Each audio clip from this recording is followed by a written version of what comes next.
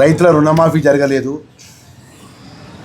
రైతుల వడ్ల కొనుగోలు కూడా ఇప్పటివరకు వడ్ల కొనుగోలు మొదలు కాలేదు. రేవంత్ రెడ్డి గారికి ఈ 20 mm 70 mm ముందు రోజుల్లో చూపెడతాము. మహారాష్ట్రకు సంచులు పంపిస్తున్నారని సంవత్సర కాలం లోపట 11 నెలల 13 రోజులు అవుతుంది. ఈరోజు ప్రభుత్వం అధికారంలోకి వచ్చి 11 నెలల 13 రోజులు గౌరవ ముఖ్యమంత్రి రేవంత్ రెడ్డి గారి నేతృత్వం లోపల తెలంగాణ ప్రజలు ఇచ్చినటువంటి అవకాశం దయతో ఆశీర్వదించి గౌరవ ముఖ్యమంత్రిగా వారి పరిపాలన లోపల మేము శాసనసభ్యుగా పెద్దలు ఎమ్మెల్సీ జీవన్ రెడ్డి గారు కానీ మేమందరం కూడా ప్రజలకు పక్షాన 11 నెలల 13 రోజుల లోపల 4 నెలల ఎలక్షన్ కోడ్ పోయింది. 7 నెలల 13 రోజులు పరిపాలన చేసినాం. 7 నెలల 13 రోజుల లోపల పరిపాలన లోపలనే డిపెండెంట్ ఎంప్లాయ్మెంట్ ద్వారా వచ్చినటువంటి అంటే తండ్రి గారి వారసత్వం ద్వారా వచ్చిన డిపెండెంట్ ఎంప్లాయ్మెంట్ అది.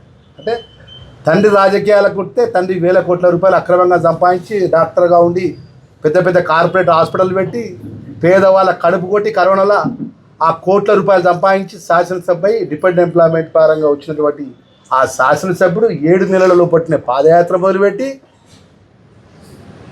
జగిత్యాల జిల్లా లోపల రైతులకు ఎలాంటి కూడా తెలంగాణ జిల్లా రాష్ట్రంలో రైతులకు ఎలాంటి కూడా రుణమాఫీ జరగలేదు, రైతులకు తీవ్ర అన్యాయం జరిగింది అని చెప్పి పచ్చి అబద్ధాలు ఆడి మొన్న పార్లమెంట్లో 3వ స్థానంకు పోయి వాళ్ళ యొక్క అడ్రస్ గల్లంత అయితే ఈరోజు పాదయాత్ర పేరు మీద రాష్ట్రంలో టీఆర్ఎస్ పార్టీ కార్యకర్తలు జమ చేసుకొని జిల్లాలో అన్ని నియోజకవర్గ టీఆర్ఎస్ పార్టీ కార్యకర్తలు జమ చేసుకొని రాష్ట్ర నాయకత్వం వచ్చి హరీష్ రావుతో నోటికి ఇంతవరకు అంత మాట్లాడి గౌరవ ముఖ్యమంత్రిగా మాట్లాడని జిల్లా కాంగ్రెస్ పార్టీ పక్షాన మేము తీవ్రంగా ఖండిస్తున్నాం. మేము ఒకటే మీడియా మిత్రుల ద్వారా తెలియజేస్తున్నాం. నిజంగా చిత్తశుద్ధి ఉంటే ఈ 11 నెలల 13 నెలల పరిపాలన లోపల 7 నెలలలో 13 రోజుల పరిపాలన లోపల ఈ జిల్లాకు సంబంధించిన 65,000 రైతులకు రుణమాఫీ జరిగినటువంటి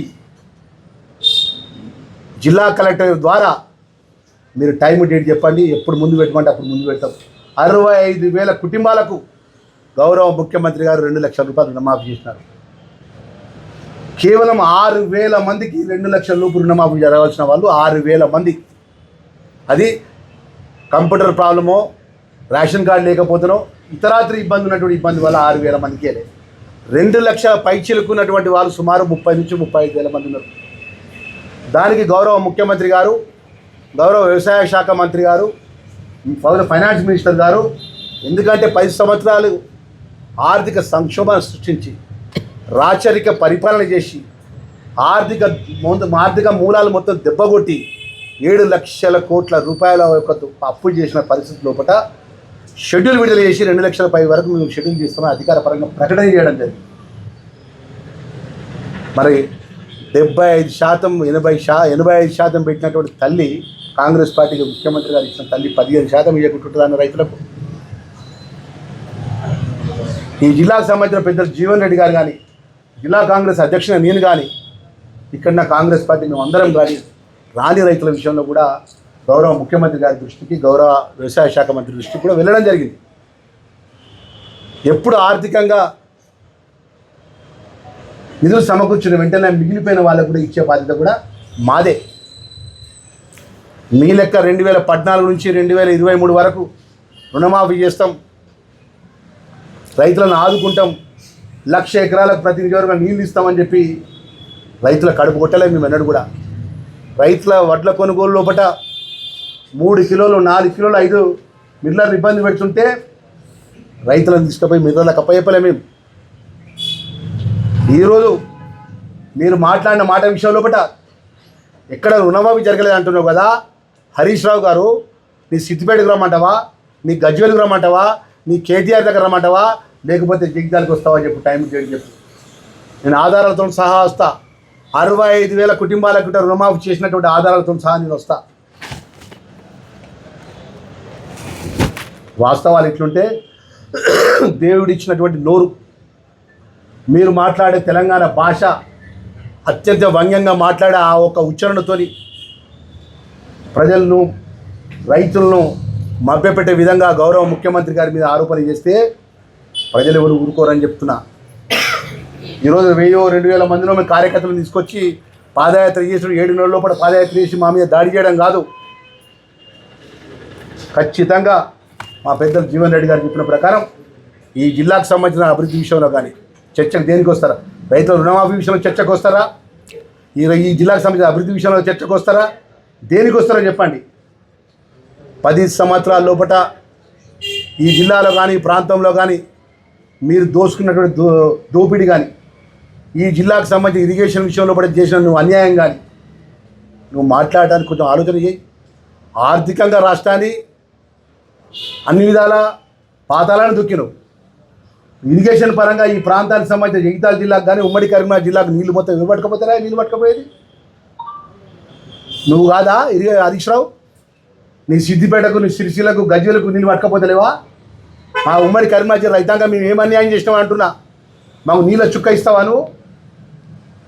10 సంవత్సరాల లోపల నీ ప్రాంతానికి సంబంధించి ప్రజానికం గురించి ఆలోచన చేసినాం. కానీ జగిత్యాల జిల్లాకు వచ్చి మా నాయకత్వం మీద మా మీద నోటికి ఎంత వస్తుందంత మాట్లాడుకుంటా రైతుల పక్షాన మాట్లాడుతున్నావు. ఇట్లా కొనుగోలు కూడా 5 కిలోలు 6 కిలోలు కట్ అవుతాడు. ఎందుకు కట్ అవుతున్నావు అని చెప్పి మిల్లర్ దగ్గర పోయి ఆ వడ్లు కట్ కాకుండా రైతులను ఆదుకోవాలి కదా. రైతును ఏ రోజైనా ఒక్క రోజైనా రైతు గురించి మద్దతు ధర విషయంలో కానీ, రైతుల గిట్టుబాటు విషయంలో కానీ, రైతులకు ఎరువుల విషయంలో కానీ, రైతులు అకాలంలో వర్షాలు వచ్చి అకాలంలో మామిడి తోటలు వర్షాలకు మామిడి మొత్తం తోటలు మొత్తం యజమానులంత ఇబ్బందుల పాలయ్యి వరి ధాన్యం కొట్టుకపోతే గోదావరి ఎంబడి కొట్టుకపోతే ఒక్కరోజు కూడా నష్టపరిహారం ఇష్టానికి ఒక్క రూపాయి కూడా నష్టపరిహారం అక్కడ కూడా రైతుల పక్షాన్ని జమ చేసిన వాటి. మహారాష్ట్రకు సంచుల గురించి మాట్లాడుతున్నావు కదా, ఆ సంచుల సంస్కృతి నీదయా? అది కేసీఆర్ది. మీ మాజీ ముఖ్యమంత్రి ఏదైతే ఉన్నాడో అప్పుడు కలకత్తాకు ఇది ఉత్తరప్రదేశ్కు సంచులు పంపించిందట.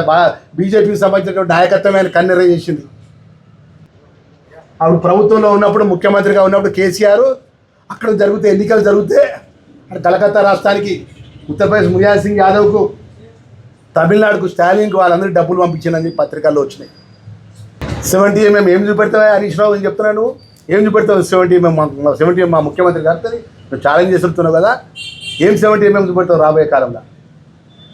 ఎక్కడ కూడా ఏ గ్యారంటీ పథకాన్ని అమలు చేయమని మేము ఎప్పుడు కూడా వెనక ముఖ్యమంత్రి గారు కానీ మేము కానీ వెనక కాలు పెట్టలే. 4 సంవత్సరాలు ఇక వ్యవధి ఉన్నది మాకు. 4 సంవత్సరాలు 27 రోజులు మాకు ప్రజలు వ్యవధి అవకాశం ఇచ్చినారు. రేపు 100% శాసనసభ్యుడిగా, ప్రభుత్వ విపుగా, జిల్లా కాంగ్రెస్ అధ్యక్షుడిగా చెప్తున్నాం. ఇచ్చిన గ్యారంటీ విషయంలో ఒకట పేదవాళ్ళకి ఇంద్ర మిల్లు కానీ, పేదవాళ్ళకి రేషన్ కార్డు కానీ, ఏదైతే కొత్తగా పెన్షన్ వచ్చే విషయంలో కానీ ఖచ్చితంగా కట్టుబడి ఉన్నాం. దేవుని సాక్షిగా రేవంత్ రెడ్డి గారు ఎక్కడ పోతే అక్కడ దేవుని సాక్షిగా ప్రమాణం చేసి రుణమాఫీ చేసి అని మాట్లాడుతుండు కదా. ధర్మపురి లక్ష్మీనరసింహస్వామి గోదావరి ఒడ్డుకొచ్చి యాగాలు చేసి యజ్ఞాలు చేసి తెలంగాణ వస్తే ఈ ప్రాంతం అంతా సస్యశ్యామల చేస్తామని గాలి మోటార్ మీద వచ్చి కేసీఆర్ వచ్చి 500 కోట్ల రూపాయలు ఇస్తాడు. ఆ ధర్మపురి లక్ష్మీనరసింహస్వామి దేవునికి 500 కోట్ల రూపాయలు ఇస్తాడు కేసీఆర్. మన ధర్మపురి లక్ష్మీనరసింహస్వామి జగిత్యాల జిల్లా ధర్మపురి లక్ష్మీనరసింహస్వామి మర్చిపోయాడు, కొండగట్ట అంజన్న మర్చిపోయాడు. పోయి యాదాద్రిలో పెట్టుకున్నాడు. అక్కడ రియల్ ఎస్టేట్కి ఉన్నటువంటి ఆ దొరలు ఉన్న వేలాది ఎకరాల భూములు కొంటే అక్కడ యాదాద్రి కాడ పెట్టుకున్నాడు. ఒక్కసారి మా పత్రికా మిత్రుల్లో బీఆర్ఎస్ పార్టీ నాయకులు నేను కూర్చున్నారు కదా, అందరూ రమ్మని చెప్పి బస్ వేసుకొని మేము చూసేద్దాం యాదాద్రి విధంగా చేసాడు. ఏం చేసి మా ధర్మపురి లక్ష్మీనరసింహ దేవుడు ఏం చేసాడు? మా కొండగట్ట అంజన్న ఏం చేసాడు?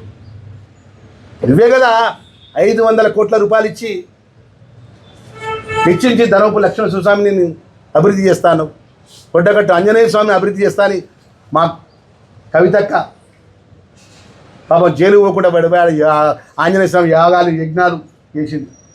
ఏమైంది ఇవన్నీ? 60 మంది బస్సులో చచ్చిపోతే ఒక్కరోజు వచ్చి చూసిపోతుందా ముఖ్యమంత్రి కేసీఆర్, హరీష్ రావు? నువ్వు జిల్లా వాస్తవుడియే కదా, ఇక్కడ కరీంనగర్ జిల్లా చదువుకున్నావు కదా.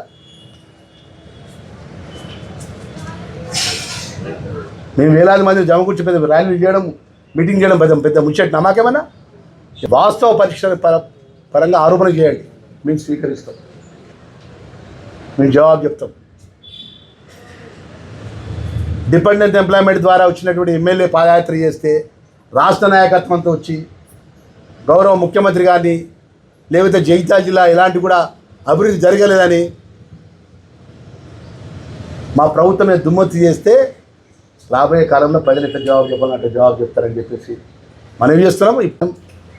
తెలంగాణ ప్రజలు మనవి చేసేది ఏంటంటే, దండం పెట్టి మనవి చేసేది ఏంటంటే 7 లక్షల కోట్ల రూపాయలు లూటీ చేసినటువంటి ప్రభుత్వం ఖాళీ బీరో అప్పచెప్పిన మాకు దండం పెట్టి చెప్తున్నాం పోతాం తప్ప ఏ రైతు కూడా రుణమాఫీ చేయకుండా 80%, 100% మిగిలిపోయిన 15% రైతులకు కూడా రుణమాఫీ చేసే బాధ్యత కూడా గౌరవ ముఖ్యమంత్రి గారి అన్న విషయాన్ని మరొకసారి మనవి చేసుకుంటూ సంజయ్